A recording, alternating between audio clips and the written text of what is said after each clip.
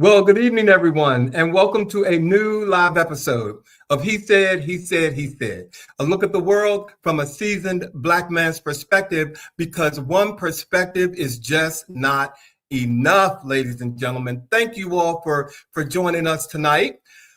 Before we get into tonight's conversation, I have to say something about the weather here in Washington, D.C. Earlier this week, we had 2 beautiful days that felt like spring had finally arrived. The temperature got almost up to 80 degrees, if not 80 degrees. People outside, windows open, folks thinking winter was finally done with us. And then suddenly, 45 degrees, ladies and gentlemen, yesterday. The cold winds, it was blowing, and we even had snow. I was driving at 1 o'clock in the afternoon, and I had snow on my car. But hey, this is March, and we are in Washington, D.C., so I don't know what's going on with Mother Nature right now, but she seems to be a little upset. And I just want her to go through whatever she has to go through. It is Women's History Month, so I don't know what's going on with her. But, we're going to keep doing what we're doing right now just so that, we can ride this out until the weather finally makes up its mind. And speaking of Women's History Month, I want to also take a moment to recognize women in history. All month long, we celebrate the strength, brilliance, and impact of women who have shaped our communities, our culture, and our history. From trailblazers who changed the world to the phenomenal women in our own lives, our mothers, grandmothers, aunts, sisters, partners, leaders, and we cannot forget about those good friends that we call Judy. All right, so tonight we salute the phenomenal women who continue to move this world forward every single day. I had to change my focus today, ladies and gentlemen, to share what I'm about to share with you all right now. We had an issue this week that I want to address before we go on with our wonderful show. Jamal Harris Bryant, the pastor of New Birth Missionary Baptist Church in Atlanta, Georgia, announced that the boycott against Target is officially over. And I want to be very clear. When the boycott first started, I gave Pastor Bryant credit on this show. I said he deserved recognition for using his platform to call out Target for backing away from his diversity, equity, and inclusion commitments, and for raising awareness about how those decisions impact the Black community. Because the truth is, corporations listen when the bottom line is affected. When people stop spending, or we stop spending our money, suddenly the conversation changes.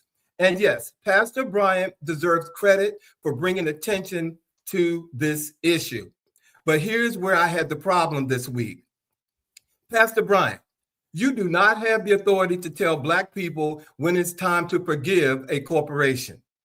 You don't get to walk out of a meeting with executives, announce that they gave you 3 out of 4 things you asked for, and then declare that the boycott is over. 3 out of 4. Demands is not a unanimous decision for millions of people. And the tone of his message, at least to me, came across like instructions.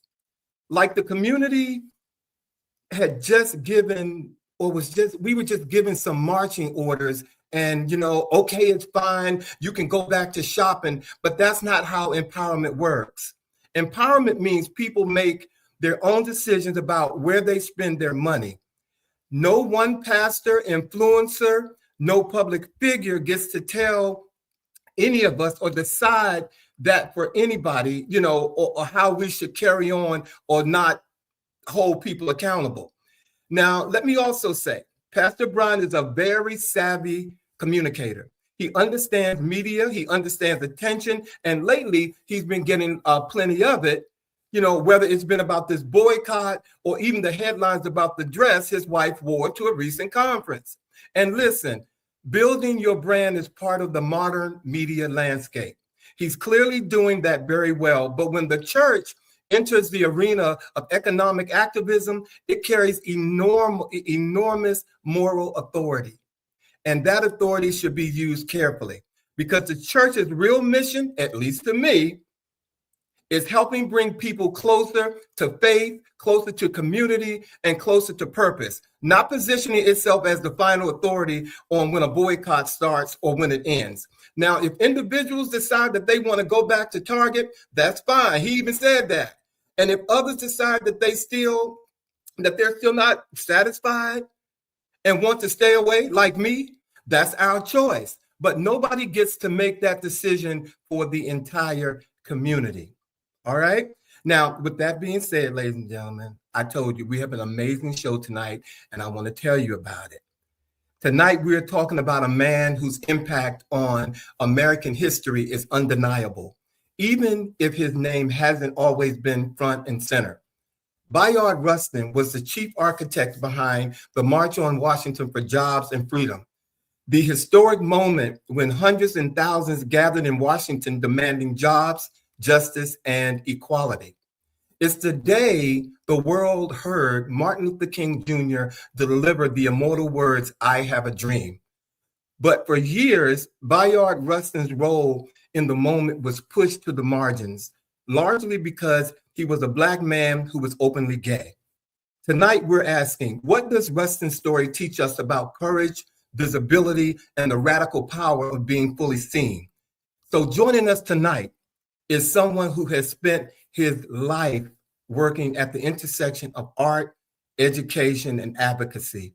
Returning to the He Said platform tonight, ladies and gentlemen, is an amazing man that I have gotten to know. Tim M.T. West is here with us tonight, ladies and gentlemen, and we definitely have a wonderful conversation prepared for you and with him tonight.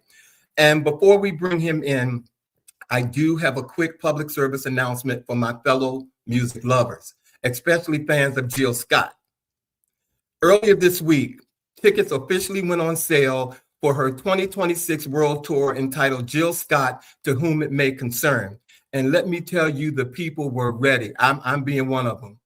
She's coming to DC in June at the MGM Grand, and she'll be here on the 11th, the 13th, the 14th, and the 23rd. But the 13th and 14th, which happens to fall on my birthday weekend, sold out in about 15 minutes.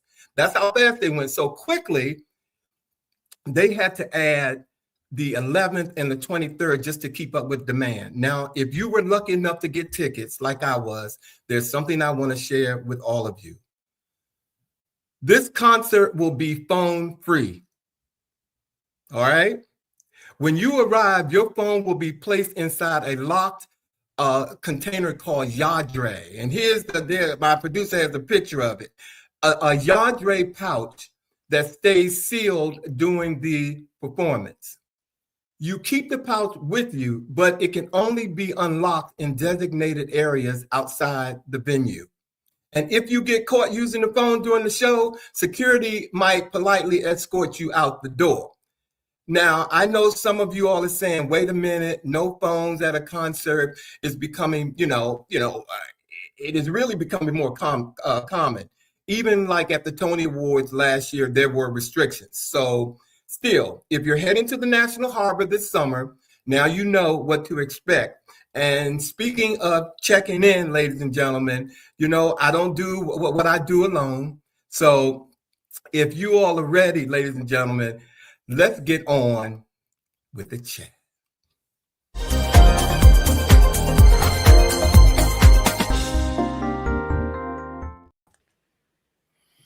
Good hello. Gentlemen, happy Friday. Hello, gentlemen. Hello, how are you guys? Ladies and gentlemen, before we say hello to you, I just want you all to take a deep breath with me and say, welcome, Bobby. Welcome, Bobby. Thank you, guys. Welcome, welcome, Sean. Okay, and there's a story behind that, ladies and gentlemen. But welcome to the show. I'm gonna say it's very good to be here. Can we say hello to these folks who have come up in here tonight? Patrice Wallace, thank you for being here. She always welcomes me. Rick Irick is here. Who else do we have here? Monica Pleasant is here. Charles Reese is here.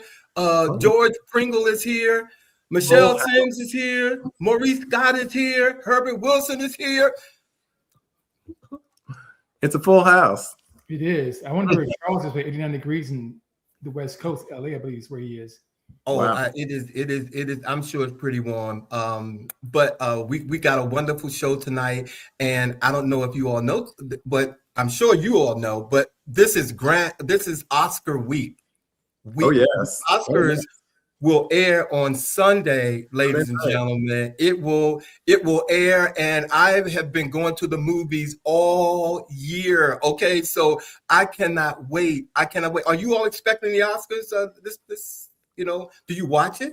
I haven't watched it in many, many years. I'm over it. Oh, you don't watch it? No. Well, this year you might, because I have a trivia question, some trivia for you guys tonight. If Ryan Coogler, who is the director of Sinners, wins tonight, yes, he'll be the first Black person in this category ever to win Best Director. Isn't that a little sad though? But he'll be the first Black director, and there have been plenty Black directors, right? Yes. Yes. I'm not holding my breath.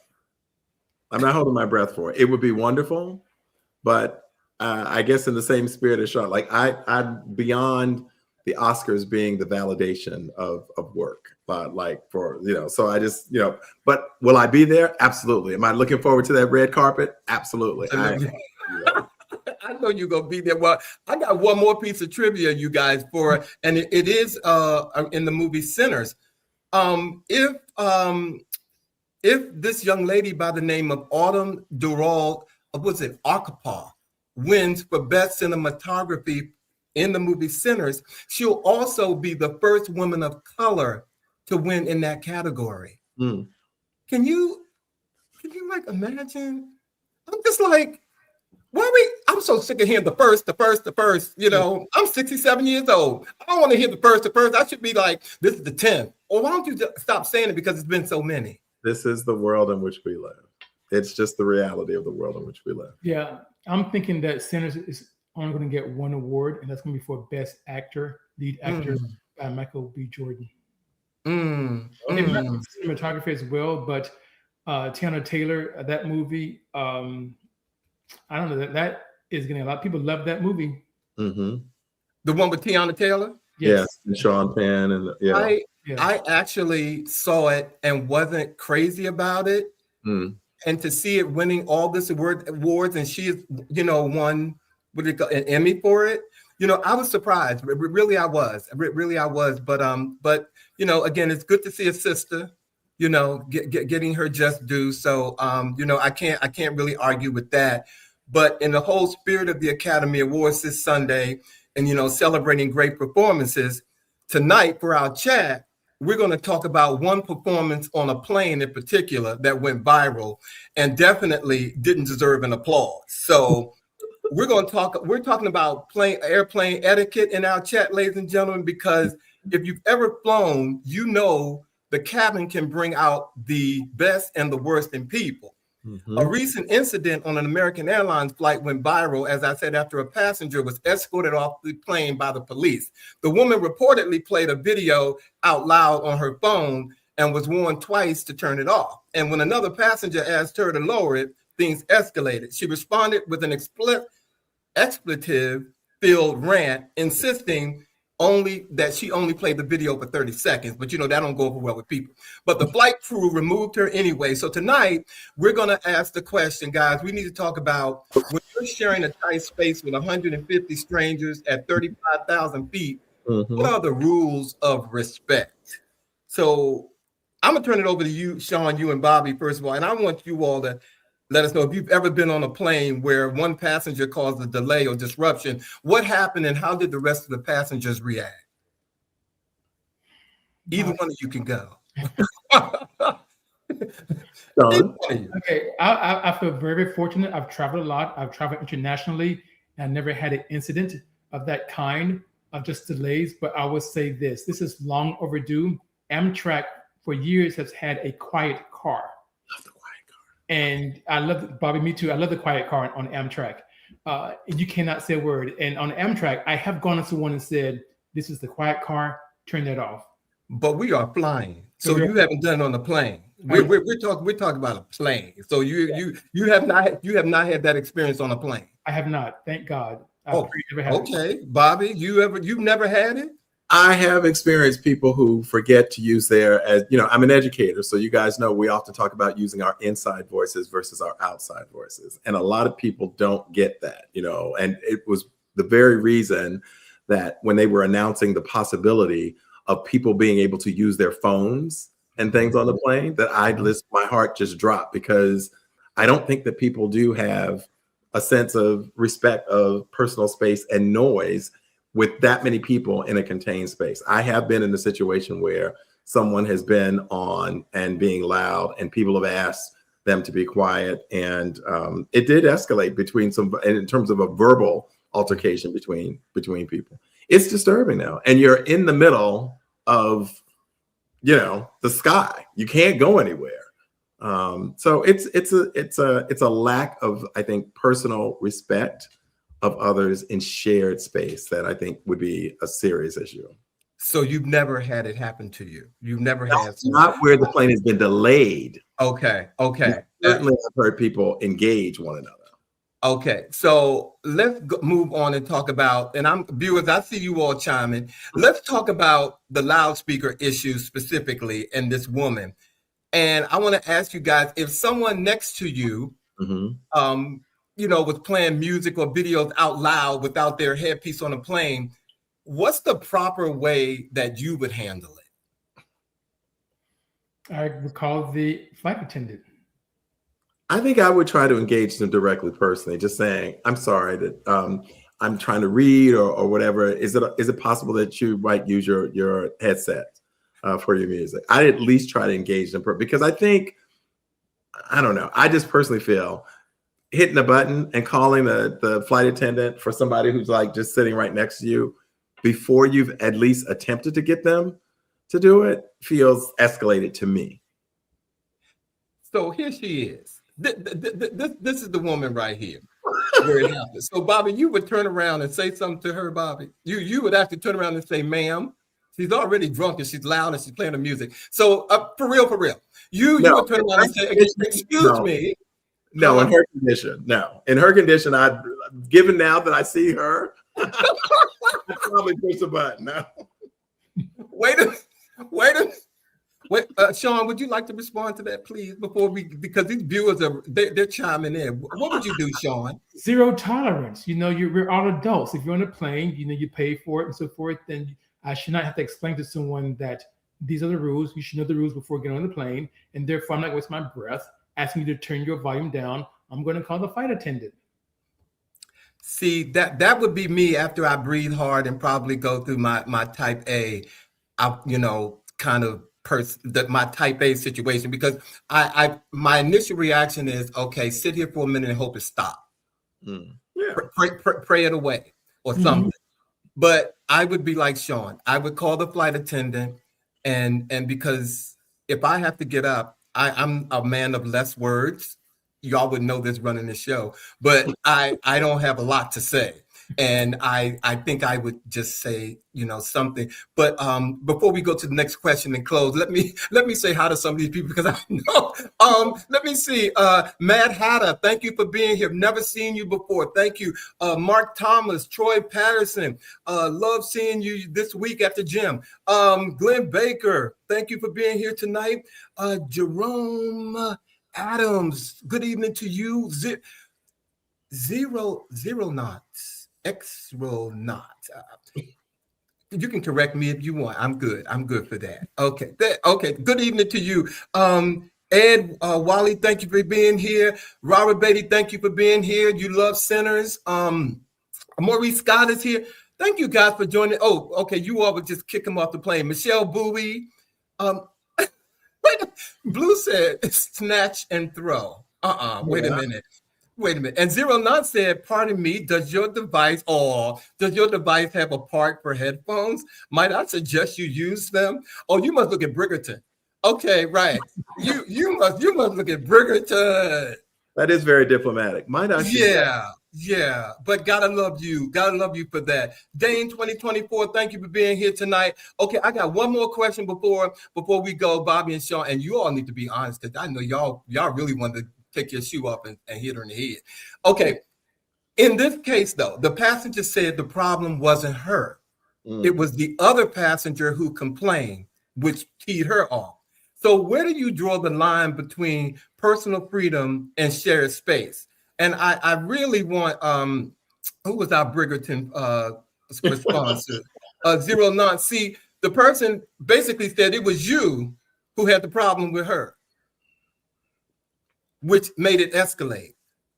The problem was the woman who was allowed to begin with, because again, when you are in a public environment that is not your own, you have to abide by the decorum set by the private institution in which you are flying on, in this case, American Airlines. And American Airlines has this rule that you cannot have your music or television or whatever on loud speakers without you having your headphones. So it was her to begin with. So she's projecting. She is defensive, and she projected her being called out onto someone else. What Sean said. See what Sean said, ladies and gentlemen. Yes. So wait a minute. Maurice Scott said, when you purchase your ticket, you agree to the airline rules. You no longer have personal space to play your phone out loud. Okay. Oh, and Glenn Baker said, American Airlines announces the policy prior to departure. Period. Okay. So period. Mad Hatter said, snatch the phone and chuck it. See, Mad Hatter. No, Mad Hatter trying to cause conflict in the sky. Mad Hatter, I want you to come back to the show. So please don't, get in trouble or get an assault charge against you. Okay. Look, I got one more question before the guys, so we can roll on with our show tonight. What is the worst behavior you've seen on a plane? And be honest. Should playing videos out loud on a flight be, automatic? Put your headphones on rule. And you can bypass the last question. What's the worst thing that you've seen on a plane that you just thought this should not be happening? I would say the thing is the worst smell. I hate smelling people. So, yeah. Sean, no, I'm with. Go ahead, Sean. Bobby, you can answer, but Sean. B-O. What he said. What he said. My funk meter is like low. It's low. Yeah, that's not a good one. For me, it is, and I love children. So before I say this, but people who do not manage their children, like the kicking on the back of the seat when like some kid, or the kid who's the flight attendants are trying to do their job and the kid is running up and down the aisle, and you're just like, yeah. So for me, it is, it's the control of, your family. What Bobby said, and Maurice Scott said he can't tell what's the worst thing he said. Is that what he said? He said he can't answer that. Oh, on her. Okay, I thought you said you couldn't answer that on here, Maurice. And Blue said with kids putting their feet up. Yeah, I have to agree with Bobby. Some of my worst experiences on a plane, and believe it or not, my worst experience was flying to Dubai last October on Emirates, and I saw something that said, you know what? You should open the door right now while we up in the air and just kick the whole family off this plane. Oh wow! I'm curious. But I'm going to give Emirates the credit.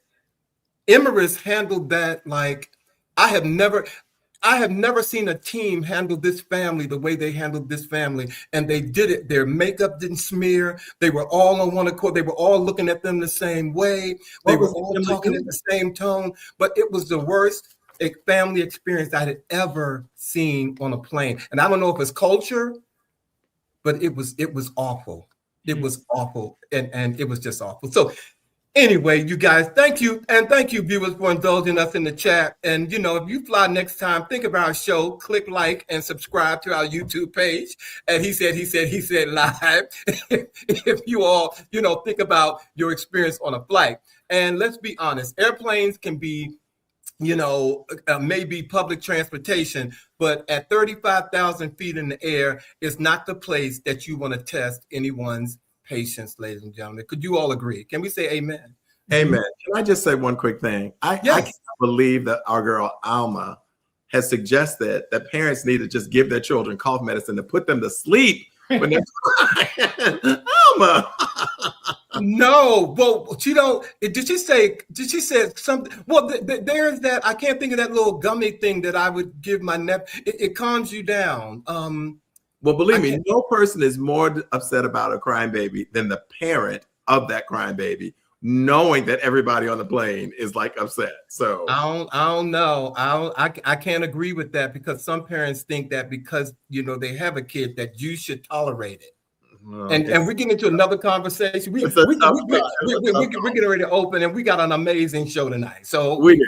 Yeah. Wait a minute. Troy said drugs to kids. Exactly.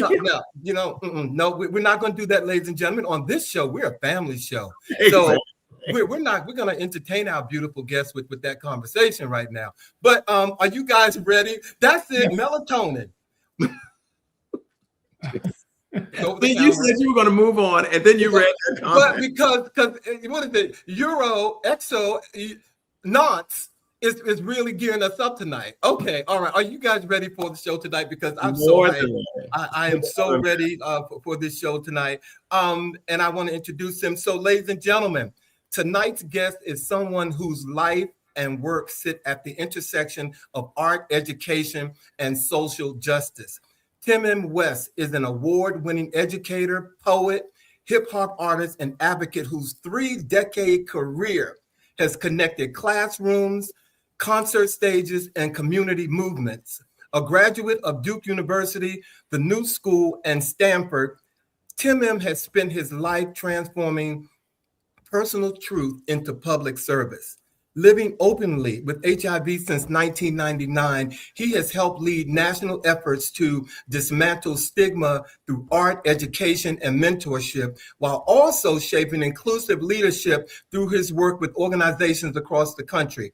Today, he serves as executive director of the LGBTQ Institute at the National Center for Civil and Human Rights in Atlanta, advancing youth advocacy and intersectional leadership.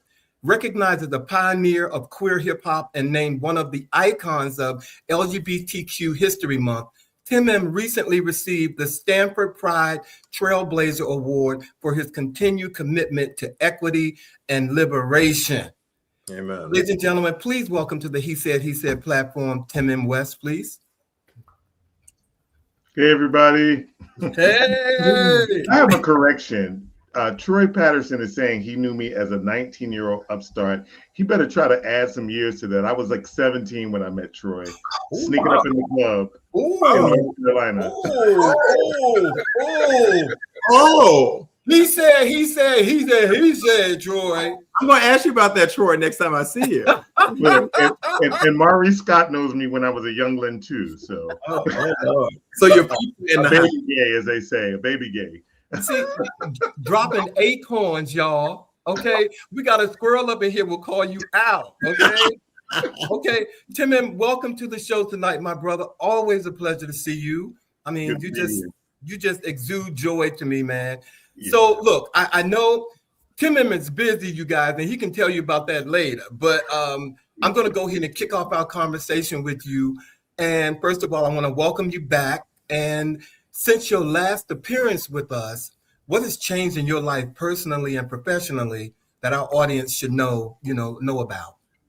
Yeah, I feel like where's Waldo a little bit of the time, because every time I turn, people's like, where does Tim M actually live? Like, I thought he was in Chicago. No, is it Houston, DC? People jokingly call DC default city for me because I've lived there 4 times across 3 decades. They said, you're always going to come back to DC. But after I left Atlanta in 2017 to move back to my birthplace of Cincinnati in 2024, the work that I'm doing now in Atlanta through the Rustin Institute for Leadership Development was a calling to just move back. In my 50s, I can't do that back and forth, 10 days here, 20 days there. It was too much for me. I got a bad back. So I was like, let me move back to Atlanta. So that's been the biggest change. They say that about 2% of the population for whom like traffic and bad traffic is a deal breaker. And I'm in that 2%. I hate traffic. Like, it gives me anxiety. I feel like I'm wasting time. Atlanta's a city where it can take 45 minutes to go 3 miles, depending on where you are. And I just feel like that's not how I want to live. But I did find a home in the West End, so I can take streets to kind of get around some of that traffic. Being in Atlanta, this is my 3rd time in Atlanta as well. And I think when I first moved here in 2006 from DC, I just had this idea of Atlanta as the Black gay Mecca. And I was in my 30s and I was like, look, I'm getting old to be a hip hop artist. I need to move someplace where that career can take off. And so I came here then, left my teaching job in DC to become an artist. And that didn't pan out. I realized I like healthcare and a paycheck. Okay. And so, but that experience was a little bit frustrated. Moved here 10 years later in a relationship that went bad. So this time I moved here on my own terms, not in a relationship. And so I've been able to really embrace all that Atlanta has to offer as a city that certainly has, a rich history in civil rights and human rights, and, making the most of it. I miss Cincinnati a lot, but I try to get back. And I miss DC, but I try to get back there as well a lot. So lots of old stomping grounds for me. Well, thank you for answering that. And he just told you he's single. He lives in Atlanta. He's free, and so he just gave all that. So thank you very much. Thank you, Tim. Yes, all of that is true. And you should also mention I'm a little guarded too. So. No, you can talk about that over dinner. Okay, Gosh. No, I get that. I think we're all a little guarded these days. And Tim, I want to say that Alvin gave that wonderful introduction regarding your career. Again, like expanding music, education, advocacy, public service, all of that, outstanding. But when you look back, what was the moment you realized your personal story could become something that was for social change, or a tool, if you will, for social change? That's really interesting. I was on the fast track, my majors in undergrad, and I split my undergraduate time. So one school that didn't get mentioned, even though I got my degree from Duke, one of the reasons I went to Duke is because they were one of the few PWIs that had an HBCU exchange program. I spent the better of my junior year at Howard University. Hey, Bobby. And which was transformative for me. One of the things I'll say about HBCUs, PWIs, very different experiences. I remember jokingly asking why students were up so early when they didn't have classes till 10 or 11. They're like, oh, they're getting ready for class. Like you go out on the yard, you got to look good. At PWIs, you can go in your sweatpants. Don't nobody care how you look. So it took a while to get acclimated to the culture of like getting myself looking good to go to class. And I swore that like Howard made people send in photographs for admission because it was so many good looking people there that it was a little distracting, but just a great balanced experience. And I also think in the context of these conversations we're having now about DEI and mediocrity versus meritocracy, Howard was the first place where I knew that I was excellent because I worked hard, because I was excellent. I was not measuring my worth or my value against proving to white students that I was worthy of being there.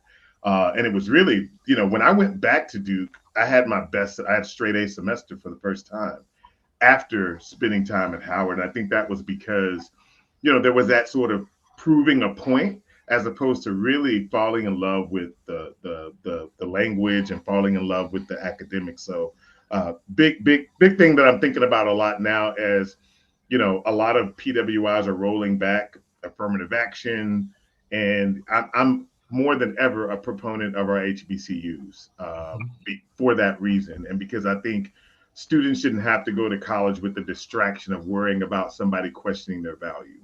It's just not something, I wouldn't put my kid in that situation right now. What I would say, to go back to your question, is that moment for me had to do with my HIV status. I was on the fast track undergrad, graduate school in New York, got into a PhD program at Stanford. And so I wanted to be the next Cornel West. Cornel West was a mentor of mine and someone I looked up to. He was a philosopher by training. I was studying philosophy. And when I was told that I diagnosed with HIV in 1999, it really just made me pause. That was in June, right before my 27th birthday. We all know that HIV in the 90s was a very different landscape. So I had come through college and my time at DC and Howard, seeing people at the club, and then 3 weeks, 4 weeks later, you hear they're sick or that they passed away. And so it was a really scary time for me that really made me think about what's the legacy that I want to leave. Fast track, maybe 2 months after my diagnosis, and I had promised I wasn't going to tell anybody about my status. It wasn't something I was proud of, because I think that something that a lot of us don't think about is for those that are well educated and knowledgeable. I'd worked in HIV prevention. There's a sense of shame you carry, right? Like, you should know better. Mm-hmm. And I'm like, you don't know better when you fall in love. You don't know better when you trust someone with your heart. Like, all of that intelligence and good judgment can fall through the wayside. And I was in a relationship when I contracted HIV with someone that just wasn't honest with me. I don't blame that person. I blame myself, if anything, for not taking precautions. I think if there was a PrEP out then, I would have taken it. For those that are listening, we actually have medication now that can prevent you from getting HIV. But what happened 2 months after that was really that turning point, Sean, when I was facilitating a young men's group. And one of the young men asked the question, what would you do if you found out you were HIV positive? And so imagine 2 months after I found out, and after I've told myself I'm not going to tell anybody about this, I decided to shut myself off from intimacy, dating, sex. And one by one, those young men who were in their teen years gave a different suicide method. I was in Oakland at the time. I'll jump off the Golden Gate Bridge. I will find a rope and hang myself. I'll look for the closest gun. And I'm sitting there knowing this about myself, right? And my first thought was like, I cannot let these young men who I guide and who I love and I mentor and care for leave the room thinking that that is how you deal with an HIV status. And so that, to me, Sean, was that pivotal turning point. I did not want to be a poster child. I did not necessarily even want to be public, because HIV still carries a lot of shame and stigma. And there's still people that whisper, oh, he's sick, don't talk to him, and then sneak and give you their number later. Hey, Tim, excuse me, I don't mean to cut you off, but we're gonna move a little quickly, because we know that you're on a time slot. But before Bobby asks his question, can you tell our viewers, you mentioned the acronym PWI. Can you briefly tell us what that is? Yeah, so I actually have issues with the acronym. It stands for Predominantly White University. And I think that I'm a philosopher by training, so if we're going to be logical and equivalent, if we're going to say historically Black colleges and universities, why don't we use historically white colleges and universities as the equivalent, right? We say predominantly, but I think it guises and hides the systemic marginalization and exclusion of Black people. It's not that we didn't want to go to y'all's universities. Y'all wouldn't let us in. And there you have it. Bam, bam, bam. Tim, it's so good to see you, my brother. Yes. So my question has to do with how you've described your life's work and living at the intersection of both art, identity, and justice. So tell us how those three worlds collide. Wow.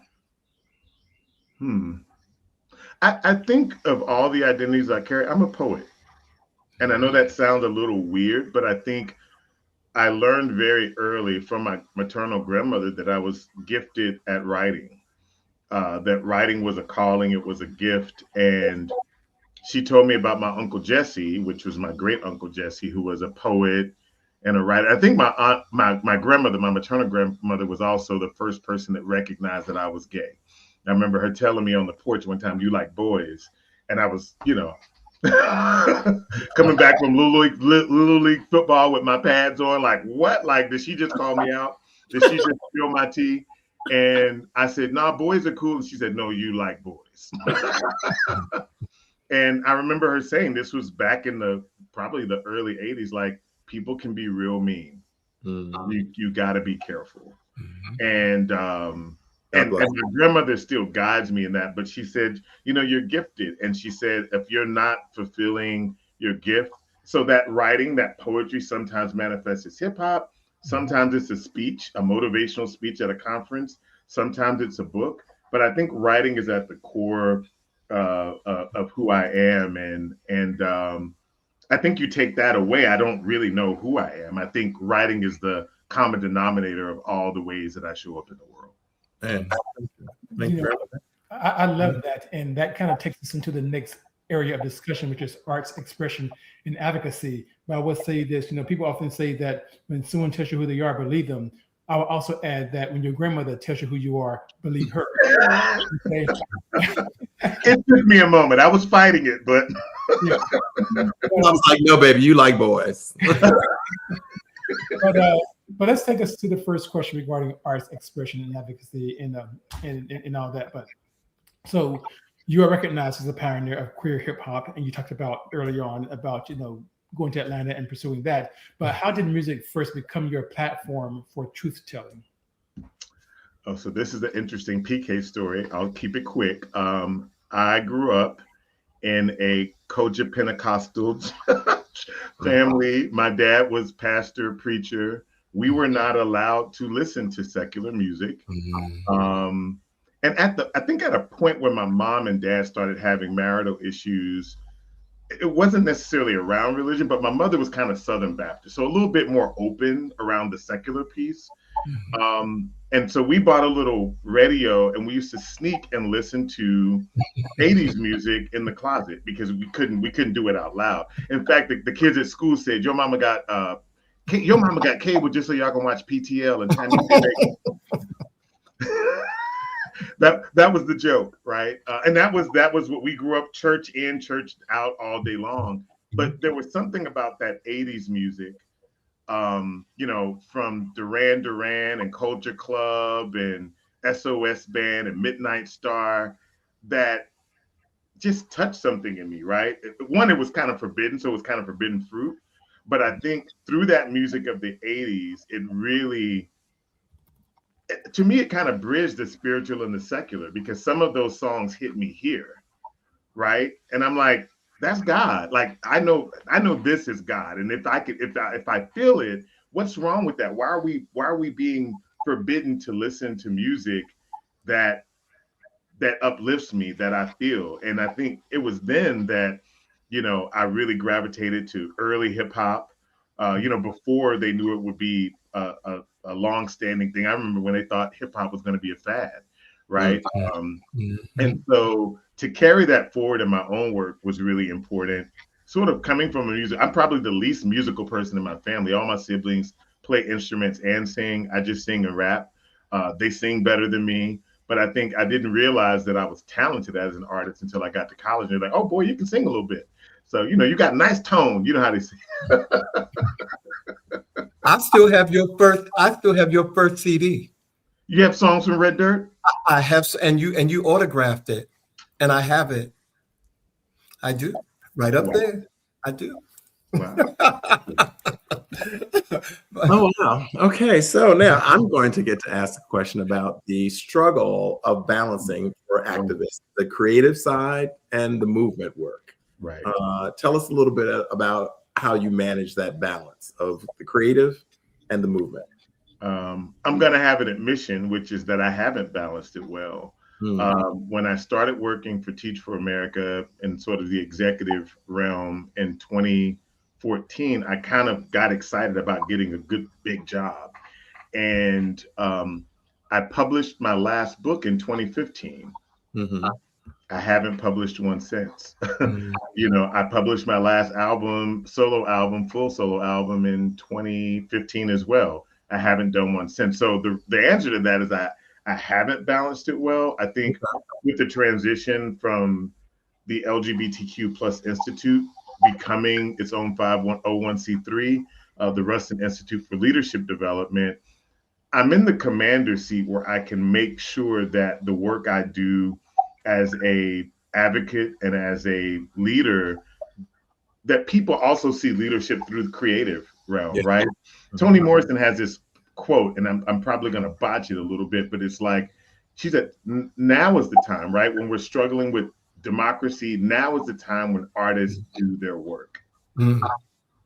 It would be short-sighted of me to think that my work is just the advocacy, the speeches, and not the music and the writing. And so I think I have to commit to myself, and I commit to myself not only for myself, but because there are generations of younger people that think they have to choose between their art and their advocacy. And let's be honest, as Black people, well, what's your real job?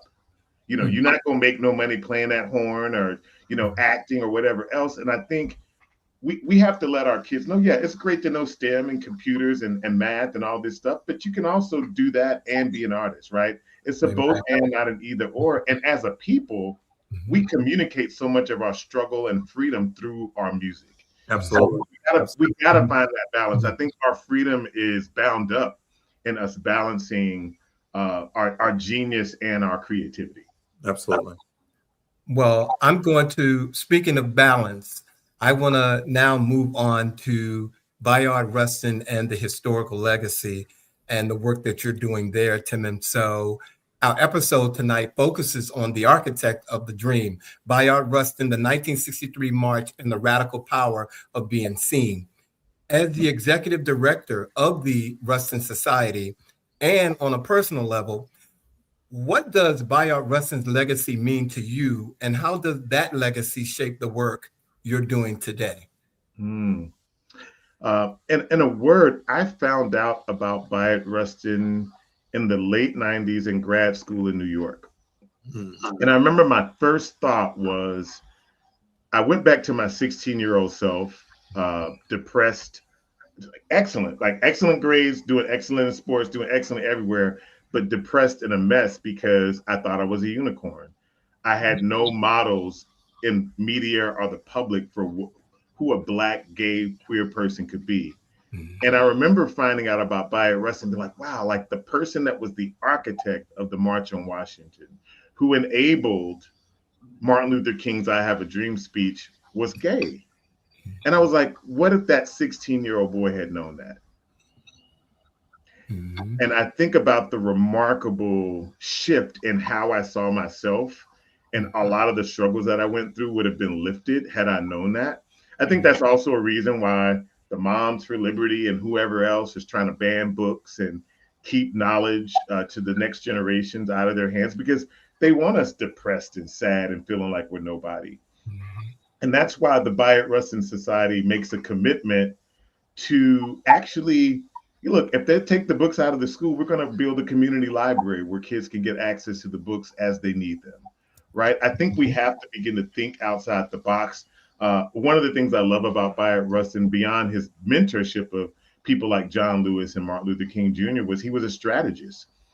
If they close one door, let's open or knock down another one. And how do we utilize and pull our minds together in a strategic way to ensure that we're still doing the work? Amen. Thank you.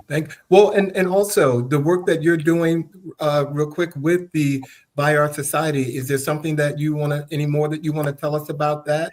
Yeah, I mean, I think what's really great is the when you start a venture of developing your own nonprofit, it's a lot of work. It takes people that believe in you, investing in your idea. We do that in a lot of ways when it comes to corporate or real estate. And so I'm just asking people to say, hey, if you believe in intergenerational mentorship, which is at the heart of what we do, our leadership development means that, like, I'll give you a picture, right? When I talk about Troy, and I see some people on the call, and Maurice, these are people I met in the scene, right? And back then, you had at a Trax, I could be 18 years old, 19-year-old, and meet somebody that was 35 or someone that was 50.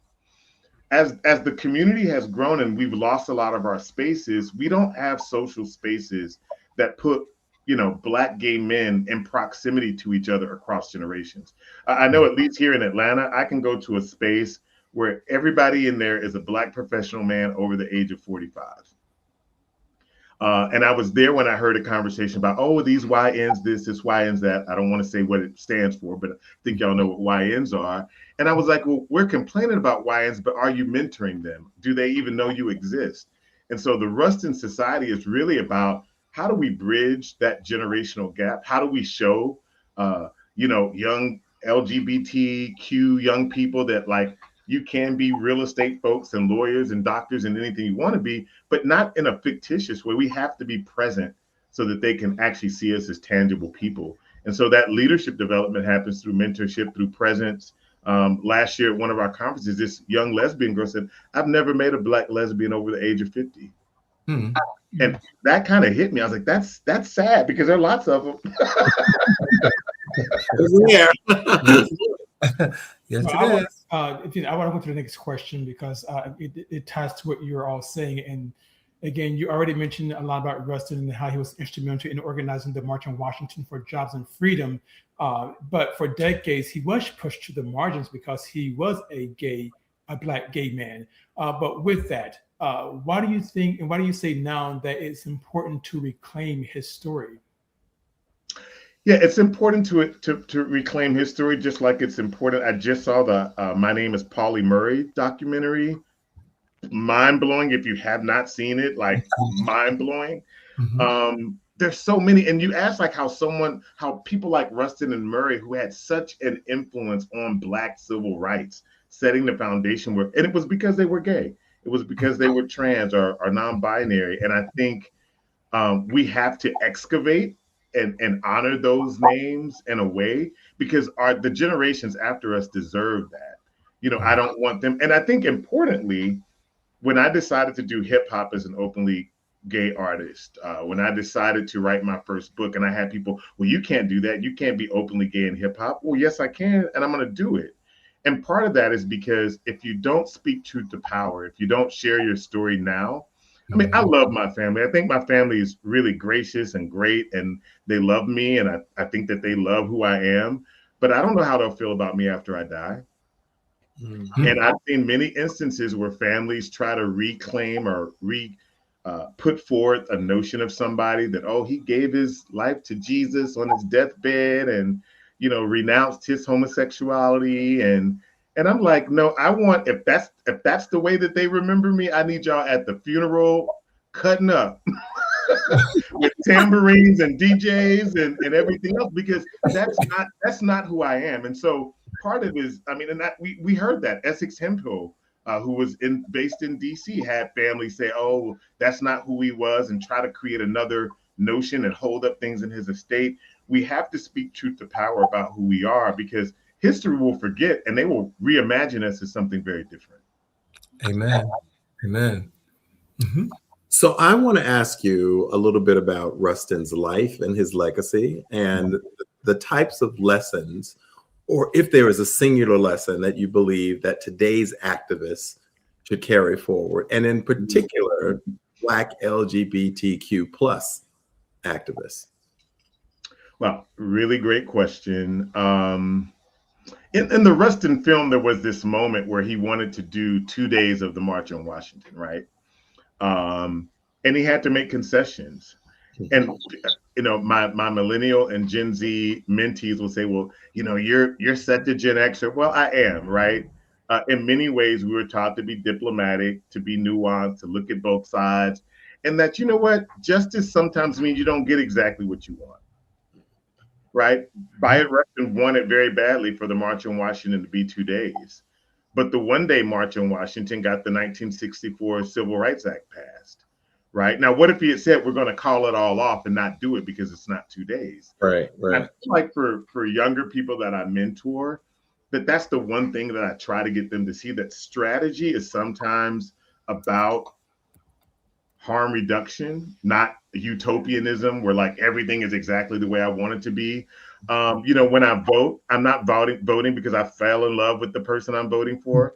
I'm voting because I'm trying to extend my life and my joy and my happiness. And if putting someone in office that is not perfect but might be accountable to me means I get to do that a little bit further, then that's important. Like people say I don't believe in the lesser of evils. I do. You know, if evil gonna shoot me dead immediately, and not so bad evil is gonna let me live another day to figure out how I can kick him and beat him up, I will deal with the lesser of the evil, right? And I think I think it's a luxury. I think Toni Morrison talks brilliantly about this existential existence between the rock and the hard place, right? You know, neither of them is preferable. We get the agency to choose. Like, hey, you know, Black people they've often not had perfect situations, right? Beloved, the choice was a mother taking a saw to her kid's neck rather than seeing that kid go off into slavery. That's not a good choice. Either of those is awful. And the mother made the choice she felt was best in the moment because she didn't want to send her kid into slavery. And that choice haunted her. But I think for us to be like, we got to get a good choice, you don't always get a good choice. No, sorry. Life lesson. Well, do the best, make do. That's what my grandma said. Sometimes you got to make do. Make do. Thank you. I need to piggyback off of Bobby's question, Tim, and ask you, what advice would you give activists who feel overwhelmed by the scale of work that needs to be done? Yeah, I'll say it really plainly. Audre Lorde said self-care is not, I think it's not self-indulgent, it's an act of political warfare. Again, botching a quote, but that quote really sticks with me. I get off social media for days at a time. I turn off the news. You know, I think those things are important when there is a regular onslaught of negativity, toxicity, bigotry that is actually intended to desensitize us. The point is to make us numb to it. Yeah, it's happening all the time so that we don't even feel it when it happens because it normalizes it, right? Like people getting snatched out of cars is just the way things are. No, it's not. That's not normal.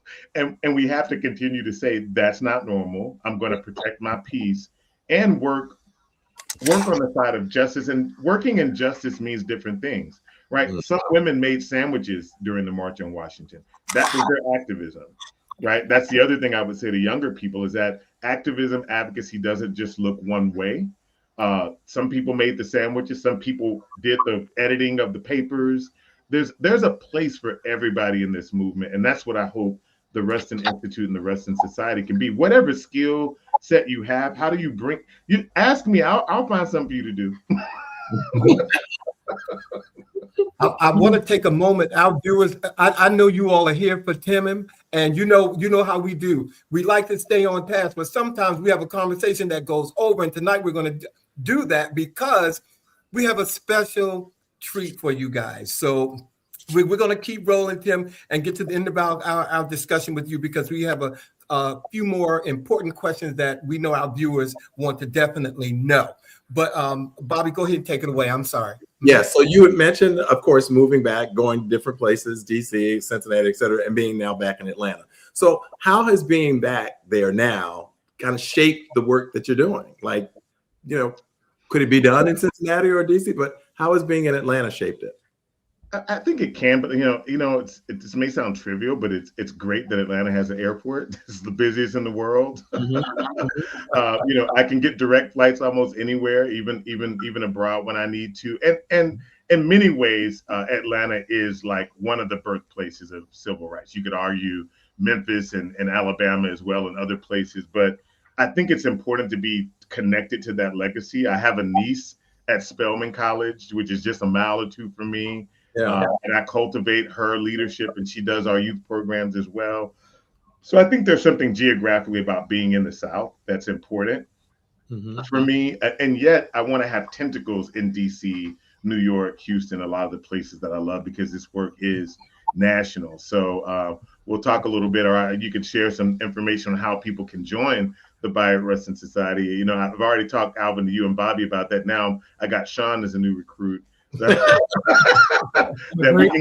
we can get things going in DC. And what's really great is we have young people in their 20s in the society in DC. We have people in their 30s. We have people in their 50s and 60s, but all working together to kind of do things jointly. So I think that's really great. But yeah, I think that's the main thing. I also think as you get older, you manage your expectations. So the dream of Atlanta being this perfect, big, Black gay Mecca, and I'm going to go meet my husband there on the first day. And, I'm not that person anymore. Love is work, but I have a good life. I have amazing, special friends that hold me up and take good care of me. And so I think that's the other thing. Like my maturity I think sometimes in our culture, in our life, we actually, when people ask you, why are you single? It's an indictment. Yeah, absolutely. It's like an interrogation. Like, why are you single? Well, Tim, that's a whole nother conversation. A whole nother episode. We're not even going down that road tonight. So we go. Oh no, we're not going to do that right now. So, that's another show. That's another show. Okay, yeah, exactly. And I'm a very, very busy man. But with that being said, what initiatives are you most excited about with your work right now? I'm really excited. So most of the work we do is youth leadership development, but I am really excited about the Bayard Rustin Society. I say that because, we have chapters in Los Angeles, the Bay Area, Chicago, DC, New York. And so what does it mean when we bring people from different professions into a room or a space together to actually strategize and figure out what should we be doing locally to have an impact on what's happening? And I think that's a movement that starts small. I'm a member of a lot of national LGBTQ organizations, but I think this one isn't intended to recruit everybody. We want to be selective. We want people that want to do work together and that find joy in freedom work.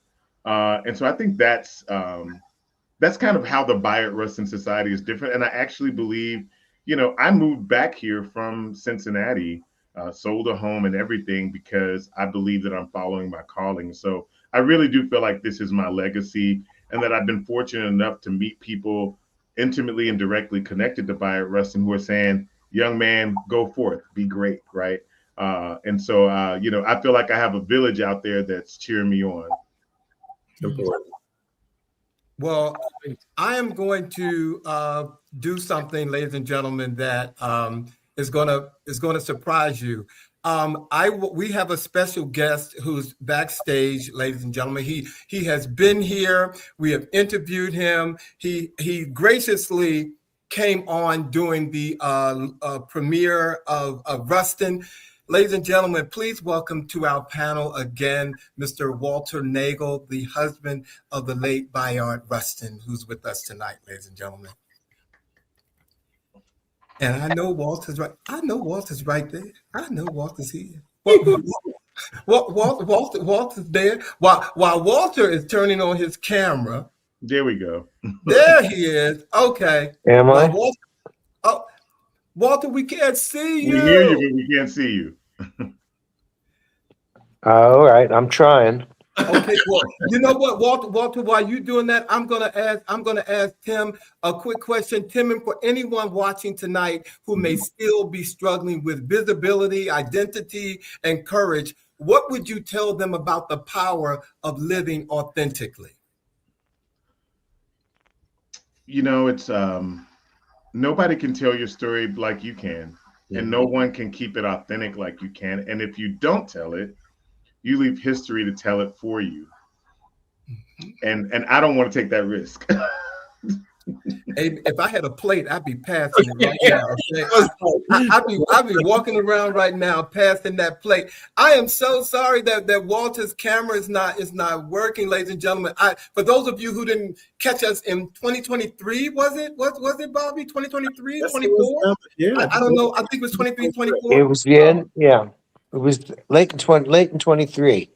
Well, he's here, ladies and gentlemen. First of all, Walter, thank you for gracing the show again. Glad to have you here. And I just want to ask you a question. I didn't have any questions prepared because you surprised us tonight. But I can you tell us why you are in Atlanta tonight? Well, I'm here because tomorrow at the Civil and Human Rights Center, Tim is having a special event to celebrate Bayard's 114th birthday. Can't believe that, but that's what it is. And so we're doing that event tomorrow. The birthday's actually on the 17th, next Tuesday. St. Patrick's Day. But we're having a special event tomorrow at the center. Well, first of all, happy birthday, Bayard. Oh my God.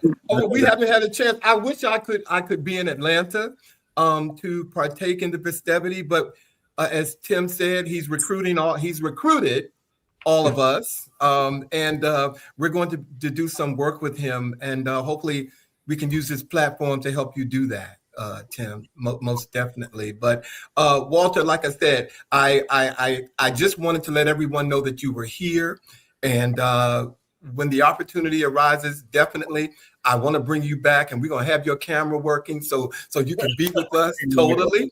But thank you for joining us, Walter, and we do look forward to seeing you hopefully very soon. Yeah, Thank you. I look forward. If I can really quick, something that's really important is going to happen, because I think Mayor Bowser in 2023 named a Bayard Rustin Day for the city of DC.